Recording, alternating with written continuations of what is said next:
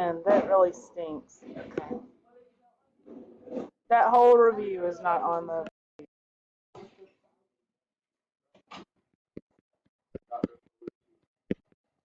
don't think about it. You can it's one problem, but there's still relatively large. What's There's one problem. they're 2 apiece, so. Yep. Think about it. If we look back 5 years from now, nobody's gonna judge you made on this stuff. That's how you go. And nobody. I'm not saying I should do it now, but I'm just trying to set myself up good. This would be no calculator.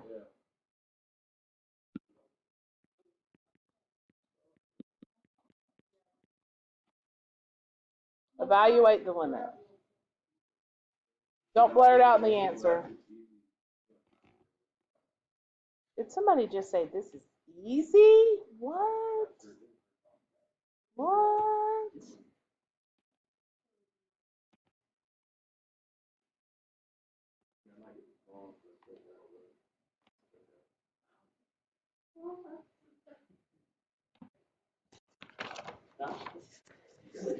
Oh my gosh, y'all. I hate to see y'all before the Chapter 2 test. Feeling like this about the quiz.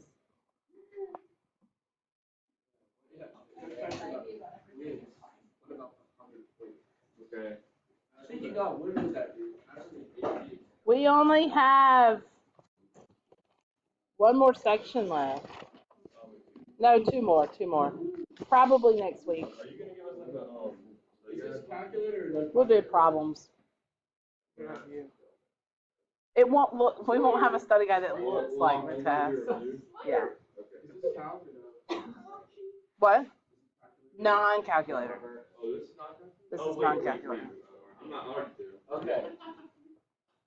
And this is the kind of computation you would expect on a non-calculator portion. It wouldn't be. There's nothing that's going to be so mind-blowing you can't do without a calculator. All right. So, can I talk through what? Okay, so tell me what you did. So, I had the urge to say the constant of my limit of constant is constant, but I also had the urge to plug 5 for every constant. What I did. That's exactly. Okay, so why would you think that's a constant? Because it's like that's a number there. It's how a number. But you have variables. No. Now, if it did that, now if you used the properties of limits and you said,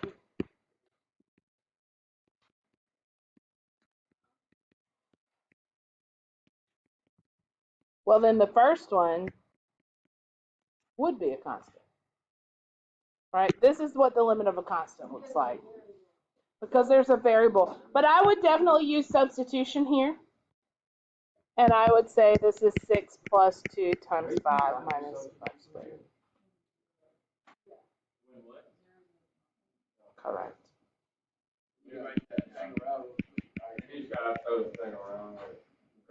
Left to right.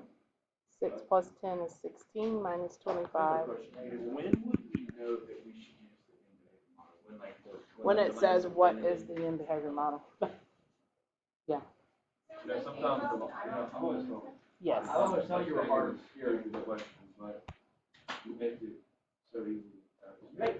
All right, direct substitution limits. What if it looks? All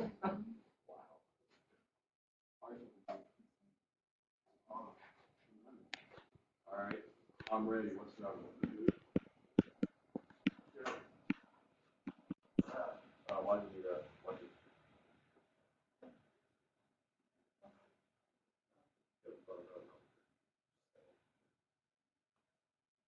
What's wrong with substitution here? Zero. All right, what's the second step you do? Okay. Split what up? So if I split the fraction up, this is good though because I want y'all to talk through this because you don't have solutions right beside you, right? So because that kind of clues you, oh yeah, I need to do that. But if you're just looking at it, what do I need to do? split it up, factor it or whatever. So it's Let's try to write it a different X way. minus 2 times X plus 2. X minus 2, X plus 2. But what's wrong the now? problem is the denominator is not canceled. You can't factor out a -1. Okay. Remember there in the beginning we talked about if all the signs are different, we can factor a -1 out and change all those signs. Notice that these are very, very similar to each other, right? The only difference is this is positive, this is negative, this is negative, this is positive. If you notice that they're very similar, but the only difference is a sign change of everything, factor a -1 out of one of them. Because this would become X minus 2, X plus 2. No, it does not matter. This would be X minus 2. Are you all okay there? Look at that. You'll be fine. All I'm doing is factoring out a -1 at the bottom so that it looks the same. Okay. Now they cancel. Now, this part is not right here, but you need to understand what is happening at 2. There's a hole. Why is it a hole and not an asymptote? It cancels out, so it is a it is removable because look, I can remove it. Yes. Yes. The hole would be at 2. You set the bottom equal to 0. And then I have to determine, is it a vertical asymptote or is it a hole? Vertical. X equals is vertical. When the bottom's 0, that's a vertical asymptote. That's how you solve for a hole. You set the bottom. So after you cancel those, then what? And if it cancels top and bottom, then it's a hole. Yes, Van. So when you factor out the -1 on the bottom, why doesn't that make it positive? Make what positive?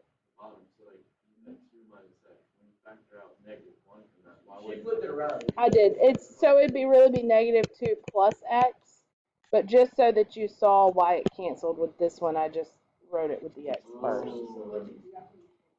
Okay, so after I've canceled it, all right, so I sidetracked right there for just a second to make sure you understood that was a hole and not an asymptote. So really this is saying the limit as X goes to 2 of X plus 2 over -1, what can I do now? Plug in 2, you're exactly right. Plug in 2, so I get 2 plus 2 over -1 because I'm always trying to get to that point where I can sub back in, if it's possible. Okay. So the limit this equals -4.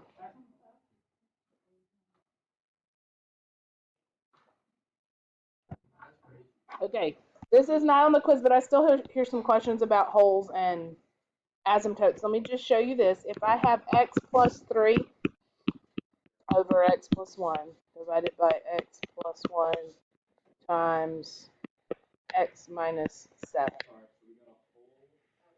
I have a hole, which is a removable discontinuity at X equals -1 because I can remove it.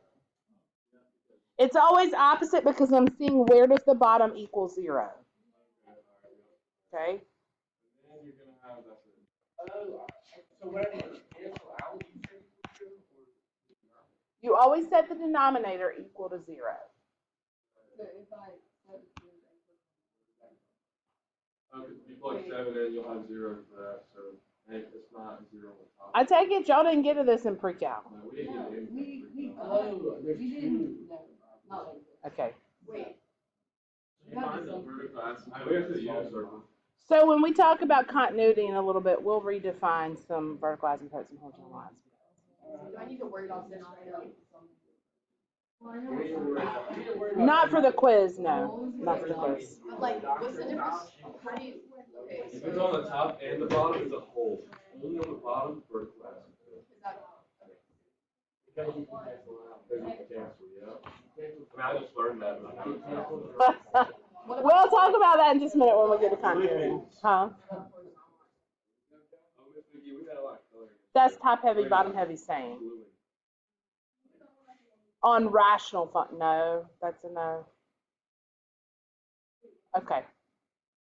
Normally we get to that in Algebra 2, we just didn't quite make it that far, so I would assume that's where you started in. Oh, we skipped the whole first lecture. Oh, fine, We okay. did it, Mr. McGee. She said we didn't need that. CT was the way to go. Miss Twitty said that. She's like, all right, yeah, we don't need that. Another one, what? I'm gonna give you all my pre-calc sheet that I just gave. This is that. You can pre-calc on this? Why was that class so like? Like if I would have had you guys reach out, I was doing something. Yeah, or like. How are we gonna be able to We'll get to the continuity today, but just some reference things here. And on the back is a very lovely function transformation guide, if you have forgotten that. But, what? I got somebody in trouble? For what? Whatever, like it. She was talking smack about it. Yeah, I was being disrespectful. Y'all all got warnings. I got written over that. Yeah. Well, I wasn't disrespectful. I was. And anybody just. Um, Now that's just, I mean, your mom didn't save you? I could throw some words out there, but. Look at grandma's best friends. They were, my parents were mad at me. They were not gonna save me. All right. One more example. Somebody asked for another example of a whole. Whole versus asymptote.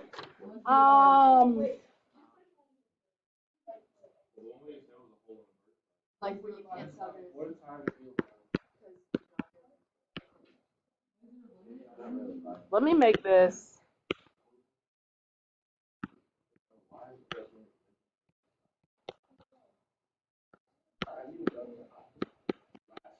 You're gonna have to stack something here. I know that.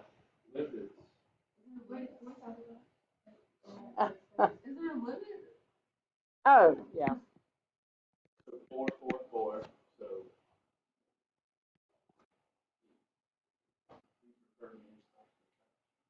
That's a perfect. I don't think I'm gonna do cube, right? That's a cube. I don't know how you break that. It's 4, 4. Oh, you broke my problem.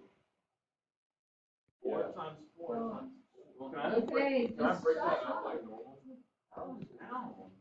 I asked if we could do like by ourselves and don't just keep talking. Well, you're doing it by yourself. You're doing it by yourself. Y'all get so nasty with each other. That's a nasty woman. Okay. You know if she don't do, you know if she doesn't do well, she's gonna lose that ring. This one's up. It's not that hard to close your mouth. Wow. I'm not wide open.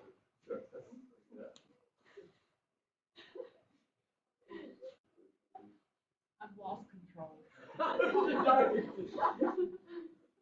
Not sure that I ever had control, but.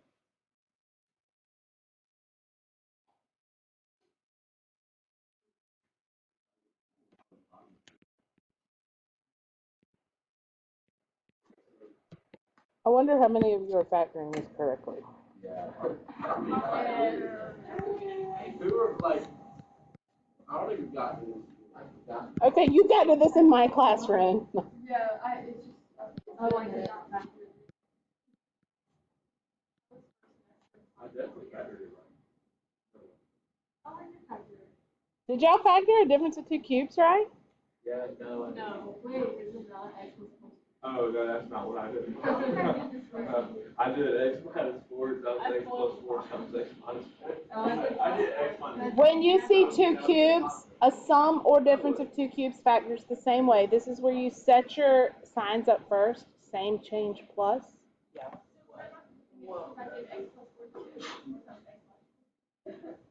No, bless you. Difference of two cubes, and this shows up a lot on the AP exam. For whatever reason, a cubic, I saw it a lot getting ready last year. Okay, so a difference of two cubes, if they are both perfect cubes, it factors. Now remember, if it were squares, that would be different. X squared minus 64 would be x minus 8, x plus 8. Everybody remembers that. But if they're both perfect cubes, it's a harder factor. You okay? So we do same, change, plus for my signs. Y'all don't remember this? I do, I remember. I'm showing you. Same, change, plus. Then the first one is what times itself 3 times to give you the first term. What times itself 3 times gives you this term. And then you use these two to form the trinomial that follows. You square the first, and you square the last, and you put them together in the middle. Commit it to memory. Put it on a flashcard or something, practice with it, because it's gonna show up for sure. Yeah. No.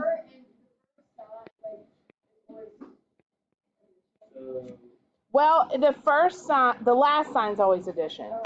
Whatever you have, all right, so if they're both perfect cubes, right, and I'm doing this one with a plus because that one was a minus, you do same, change, plus. What times itself 3 times gives you the first one? What times itself 3 times gives you the second one?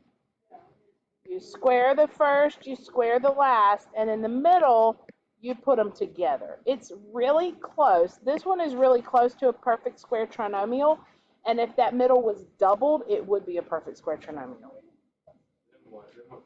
Would it be what? It's all, well, this one was plus here, so the signs are different. So if it's a sum of two cubes, it looks like that. If it's a difference of two cubes, it factors the same way, but the signs are a little different. Same, change, plus, A and B, square the ends, put them together.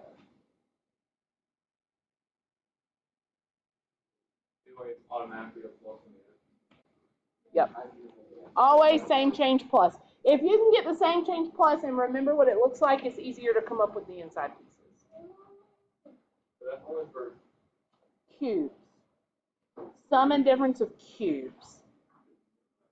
That's the only special pattern above a quadratic that you really need to commit to memory. Because most time you can group, remember this was right before we got into PRZs and other ways of factoring. All right. So now I have 4 minus x and x plus 1 on the bottom. Remember, I'm going to 4, and I can't plug in because going to 4 would take my denominator to 0. So again with the negative 1, because they're very similar, so I have x minus 4, x squared plus 4x plus 16 over negative 1 times. This is going to become x minus 4. You only take it out of 1, right? Don't take it out of both of them, only take it out of 1 because we only multiply 2 at a time. So what's happening here at 4? It's a whole. Do I have a vertical asymptote? At negative 1. Do you see the difference? I have a whole at 4. I have a vertical asymptote at negative 1. What you mean? Whenever I substitute in now, what I'm going to do, remember I'm the limit as x goes to 4. So I've got x squared plus 4x plus 16 over negative 1 times x plus 1. Change what? You could redistribute it if you wanted to. You don't have to, though. Because I'm going to sub in now. But then your vertical asymptote is 4.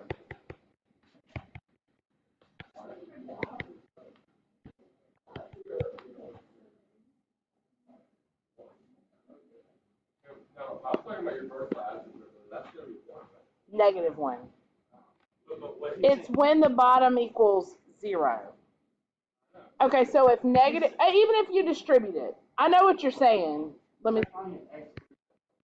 If you distribute it, you add 1 and divide by -1. It's still -1. Any way you look at it, it's still -1.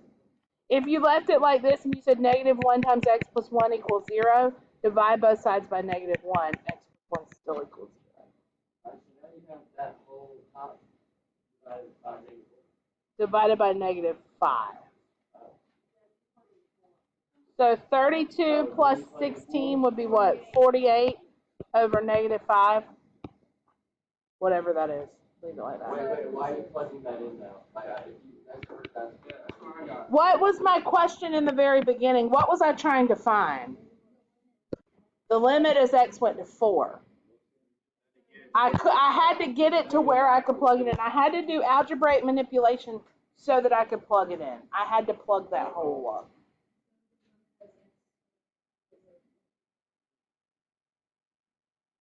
Good? No. But after tomorrow, consider it fair game. But no tomorrow. Absolutely. If you were on the AP exam and it was an FRQ, you could leave it at this point. But this is probably going to be a multiple choice question, and so it will probably look either like that or like that.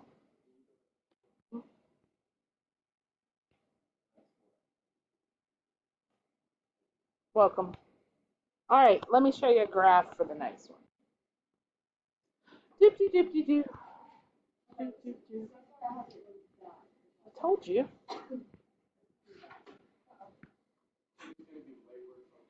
You are telling a story.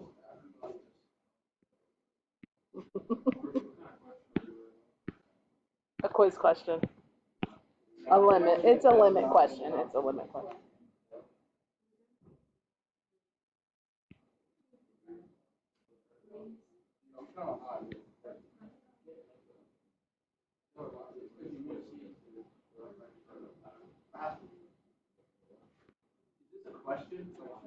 Yes.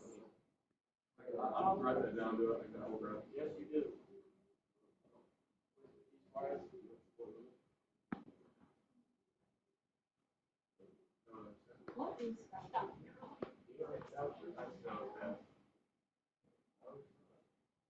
Okay. Every tick mark on the graph represents 1 unit. What is, yeah. Or if you just want to watch, it doesn't. What is, okay.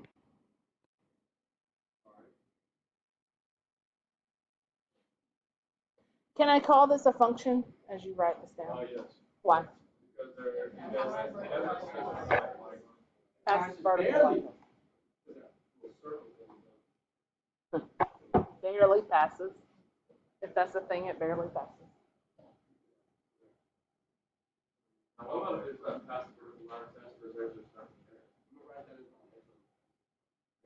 It still passes if there's nothing there. Wait, what's the vertical line test you call? You can't hit the line twice. Okay, so a question like this, would you ask like multiple limit questions, and that would be multiple questions? You know what I mean? Like a question like. Yes. This one graph has 6 questions that go with it. Oh. That's why I said it's not as long as you think.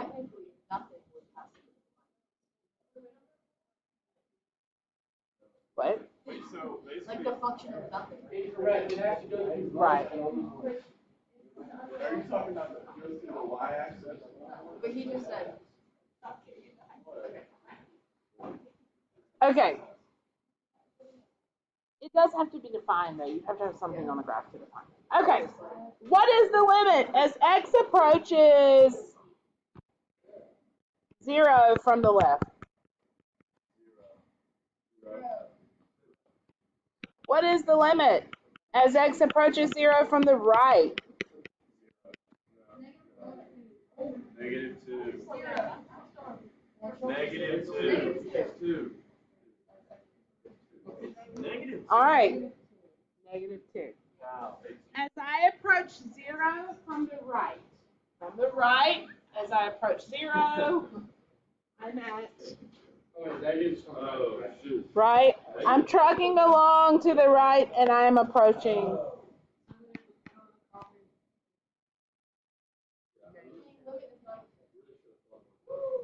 What is the limit as x approaches 0? Why? Because they're not the same. They are not the same. Very good. Who would you give credit to, Dylan or Leah, for saying that? I said a little louder. You started with more bravado, like philosophy. Yeah, you gotta get a Asymptote in there. You gotta get your voice over. Yeah. The limit is x approaches 2 from the left. 0. Yeah, it's 0. I 0. 2 from the left goes to 0. How about 2 from the right? You have to talk about next.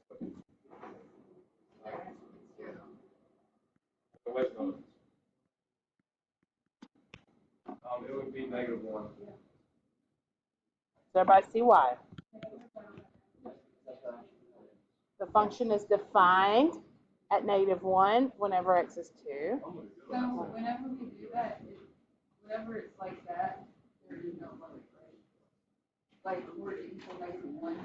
This one is the limit as x goes to 2 of f of x is 0, but the function there, and what we'll learn with continuity is that's the definition of continuity.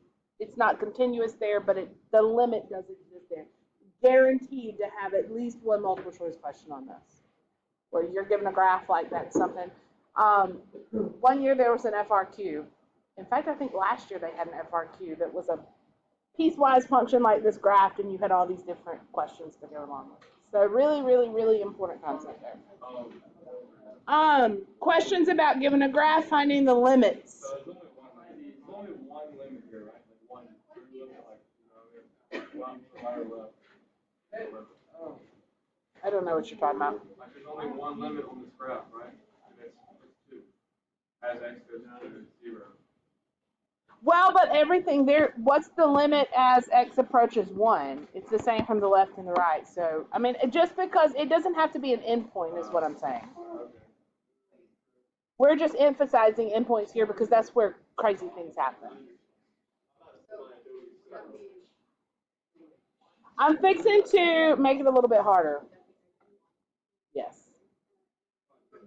If it was, yeah. All right. Y'all try to not distract each other when I put this one up here. And don't when I put this one up here, okay? Just let's think about it for a minute first, and then let's, before we.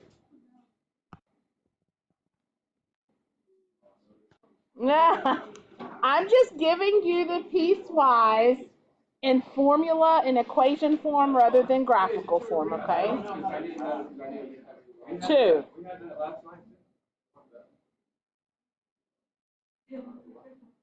Let's see if it was bigger than 0.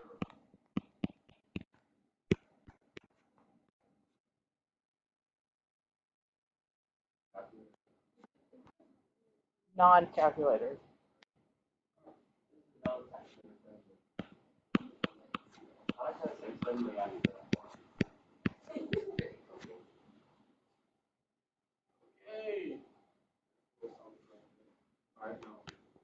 What is the limit? Oh, this is -2. Make them both the same.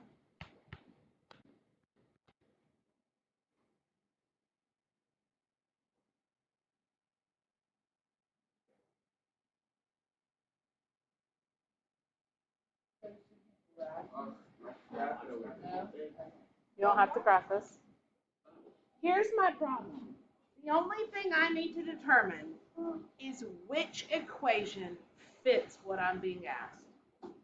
Because obviously I'm at the boundary, right? I'm at -2. So if I'm approaching from the right-hand side, From the right-hand side, is that when x is bigger than -2 or less than -2? Bigger, so it's the top. So it's the top equation. That's all I'm doing here is figuring which equation fits. If you need to kind of sketch to think it, so I need to know which scenario fits what I'm looking. If I'm coming from the right of -2, is that greater than -2 or less than -2? And so if you need to kind of graph it, I know that this is a parabola, so I'm going to have this piece of a parabola bigger than -2, and then I'm going to have a piece of this line less than -2. So if I want to approach it from the right, it's going to be the piece of parabola, right? So I'm going to do -2 squared plus 3 times -2 minus 1, and I'm just going to evaluate subbing in. Does that make sense?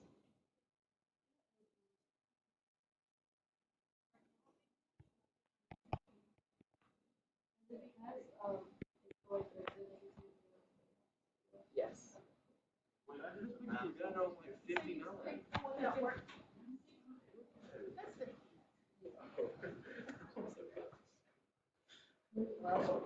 I would assume the answer with -3 would be undefined at that point. It's a That point, so that's a good point. What is f of -2? It's not -3. The other one, why am I using the other one instead of this one to find f of -2? Guaranteed points, the only one that includes it. You're exactly right. So f of -2 would be -2 times -2 minus 5, which would be -1. You see the difference there? You have to find, so I'm looking at the direction from which I'm approaching, and I'm deciding would that be the greater than or the less than one, which one, and you decide which one fits, and that's the one you plug into. Yes. That's what is it -3 less than -2?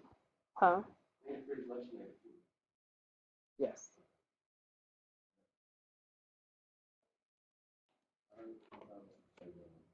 Wait, so would you tell me one more time how you know which one it is? All right. How do you know which one? Like, how do we know whether it's -2 or -1? We plugged it in. Well, that's two different right. One's the Right. Yes, this is finding the value of the function itself. So this is whenever I do this. This was the limit at -3. This was actually the value of the function. So like when we get asked a question, it'll be like find the limit of. It'll say this. It'll say the limit. This will be defined, and then what is the limit? And this will say f of x. And you have to decide which piece of f of x it applies So to. will we have to do the other part as well? Mm. No. Yeah.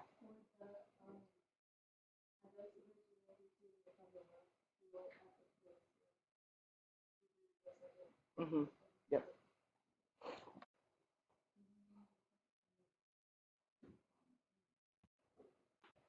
No.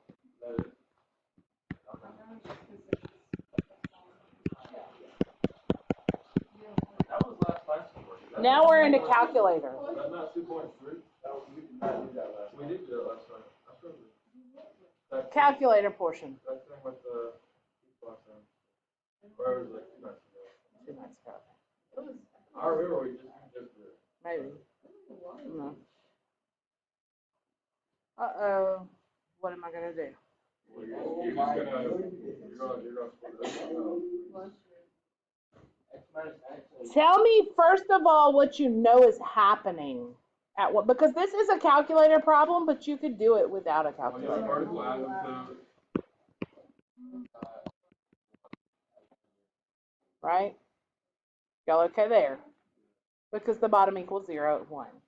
So no matter what else is happening, that's why I'm being asked to find the limit here, because, right? You remember, you could just plug this in. You could just plug this in. If I'm going to 1,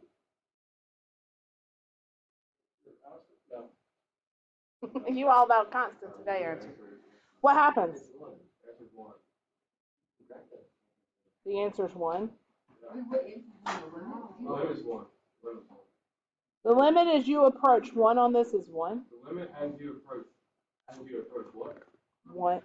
I don't know my calculator. No, as you approach one, maybe positive or. Oh, because are you looking at the, This should be a graph that looks like this.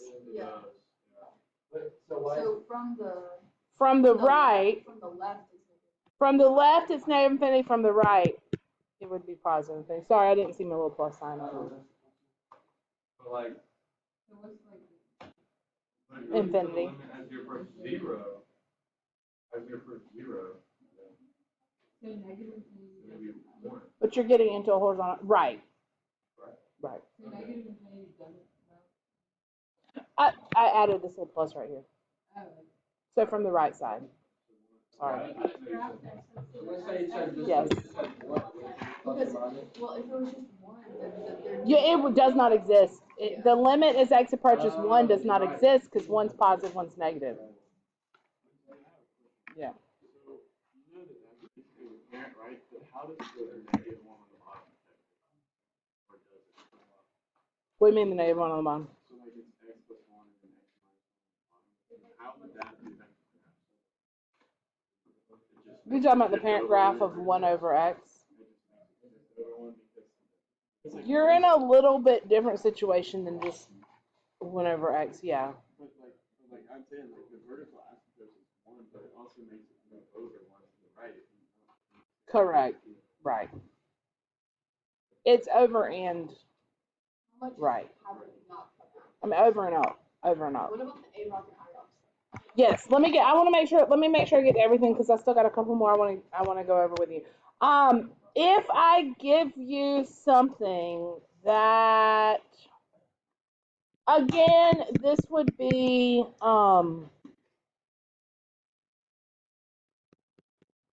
calculator.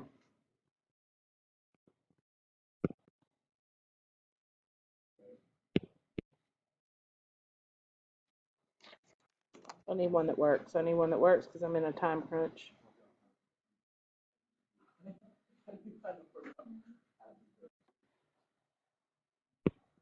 That's the one we're doing right now.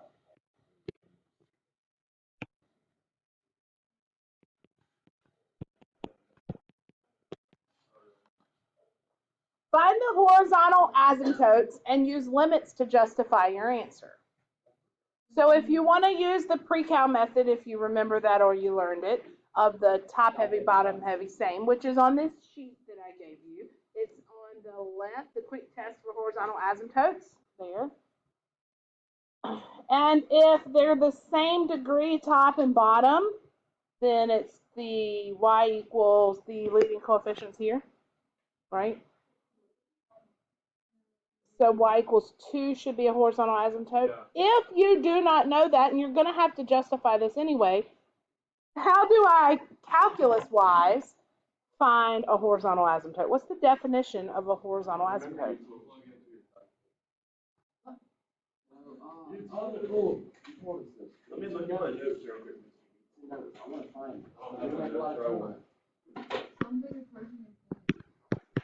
If I go to infinity, and if you think about it, it makes sense. As I go as far over to the right or as far over to the left as I can go. If I get a constant for either one of those, then I have a horizontal asymptote. Okay. So to the right, what do you think it looks like? How could I reason through this? This is a calculator problem. This is a calculator problem. So you can look at it.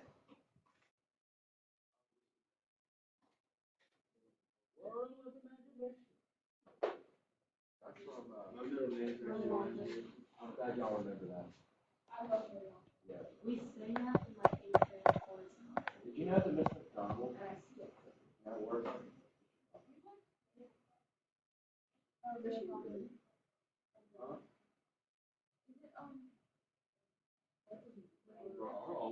What happens? Weird graph. It's a weird graph. Well, it's horizontal asymptote too, right?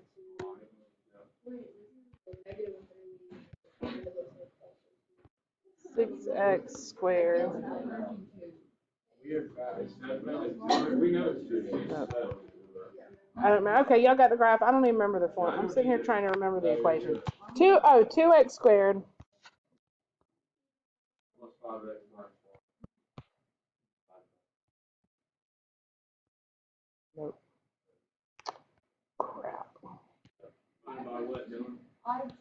Divided by x squared plus 2x plus 3x plus 5x plus 6x quadruple.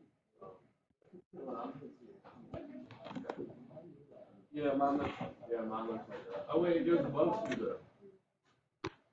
Yeah, it goes to 2, and then there's also one. Ooh, would there be a hole right there where it goes above 2, like as it? What a terrible first example to use. I tried to come up with one.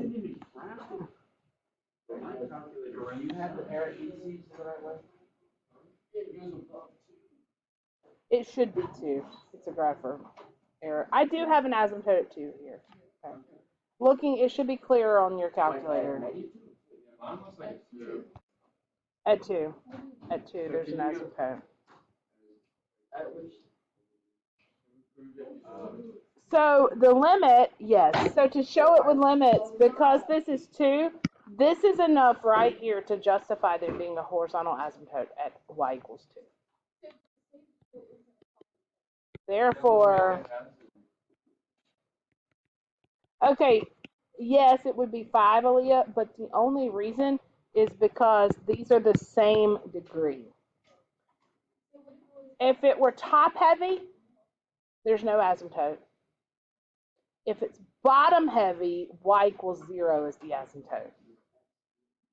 Again, you have your calculator for this one, for now. Y equals 0 is the asymptote. Think about like that parent function, that parent graph 1 over x. That always has a horizontal asymptote at 0. So if it's like x cubed over x squared, there's no asymptote. Right.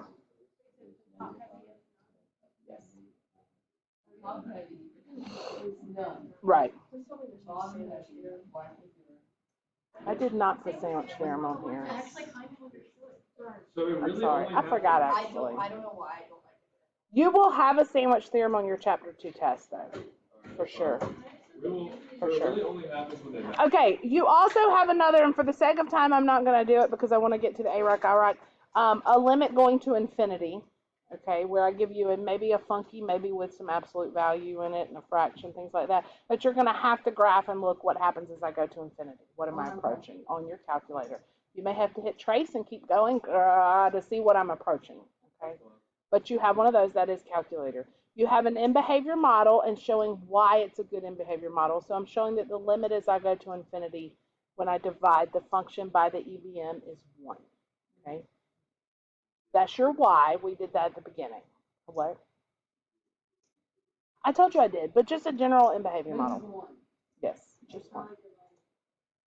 And then you have 2 questions.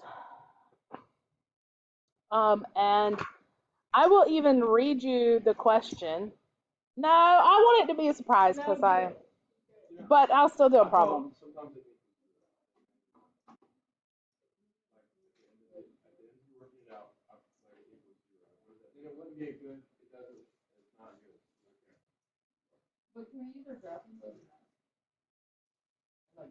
Yeah, oh yeah, sure. Because that's a calculator problem.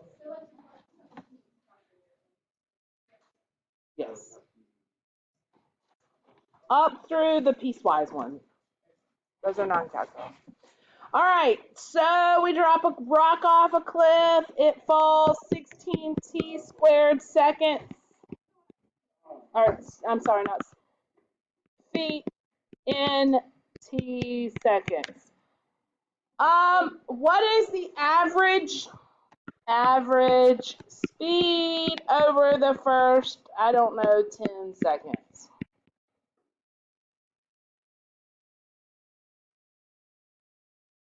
Are y'all like working this? Is that why you're quiet? Oh. Okay.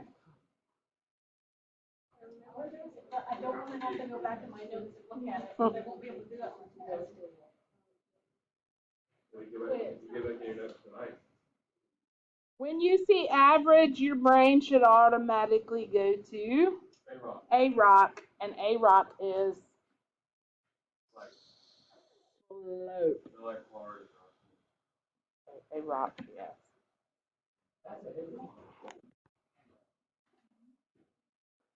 So obviously I start at 0 seconds and I have fallen 0 feet. After 10 seconds, how many feet have I traveled?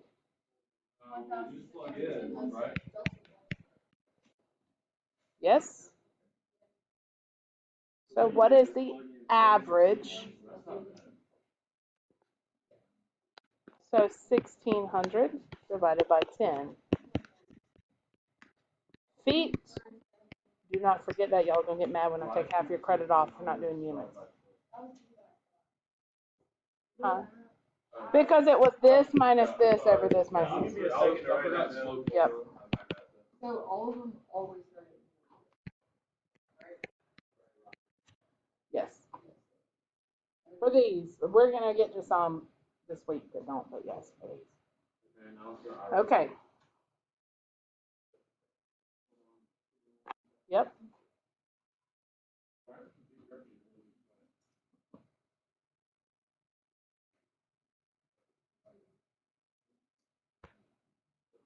Tell me when you're good, Van.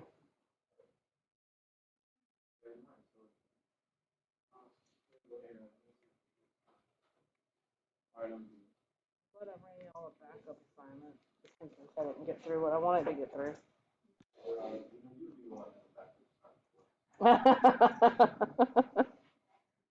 What is that supposed to mean, Dylan? What is the speed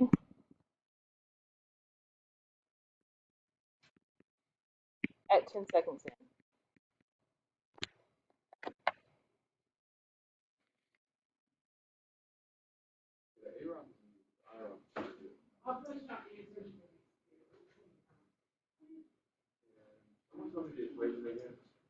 F of x plus 8 minus f of x over 2.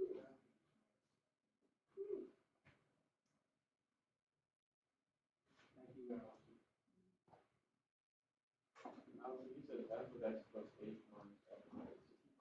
Divided by 8.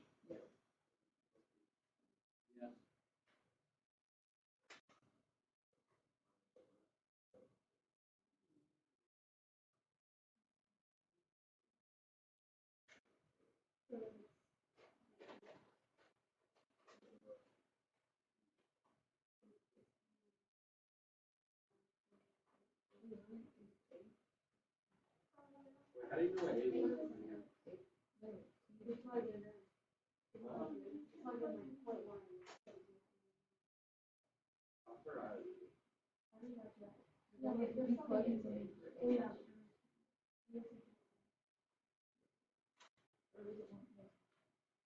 Now, when we're doing IROC, does it matter?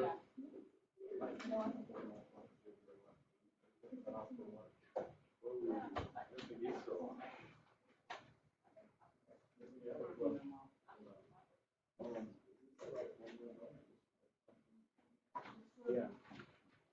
Well, yeah, you only square it. We use our calculator for this, just so like it's.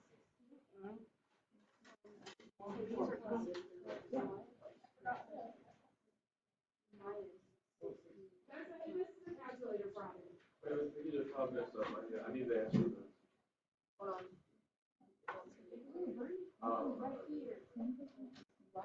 Yeah, I'll let you look about it. Yes, yes.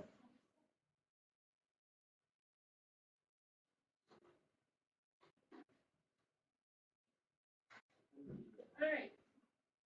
This is like actually my favorite part. I don't mind. I actually really like that.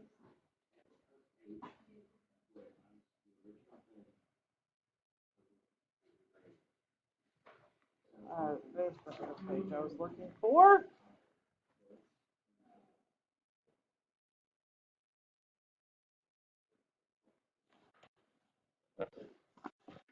All right, quickly.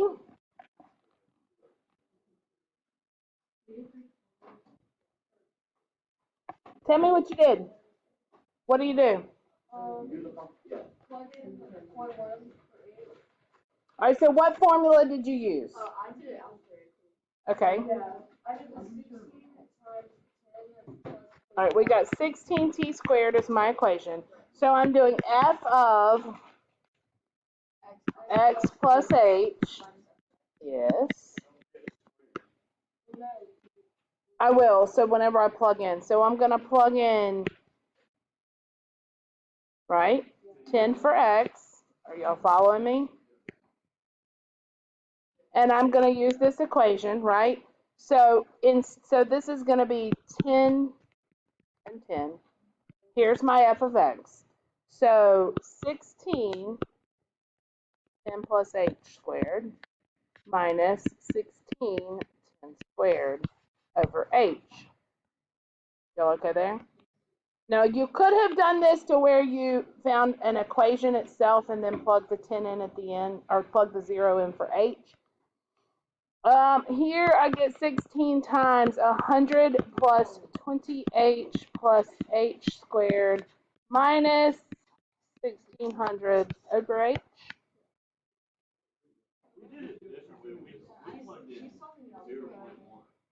That's what I do too. I don't like to create 0.9. Oh, I'm doing it so I can plug a 0 in for h. I'm plugging the hole is what I'm doing. I'm removing the discontinuity.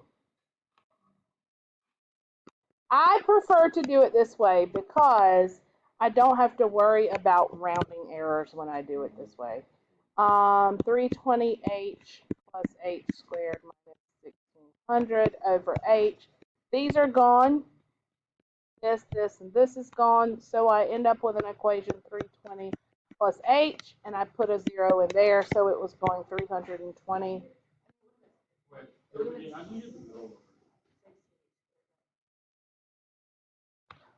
Yes.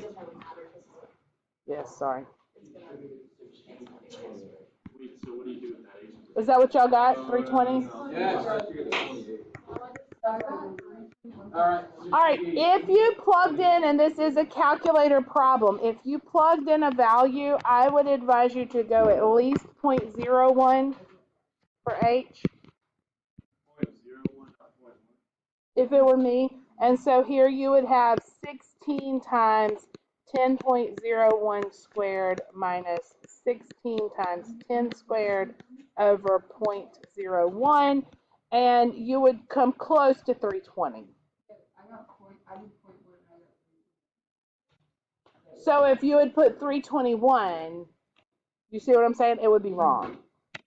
So you make sure if you use this method, and you're plugging in, that you're plugging in a small enough value to 0. Otherwise, you might get it wrong. When we get to derivatives where we're really finding here in the next couple days, you're going to have to be able to do it this way.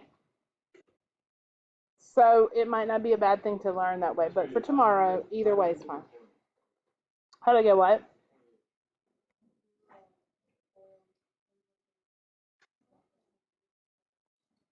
Yeah, this was 10 plus h, 10 plus h, which will be 100. Let me tell you about the homework. You're not going to do all of the homework.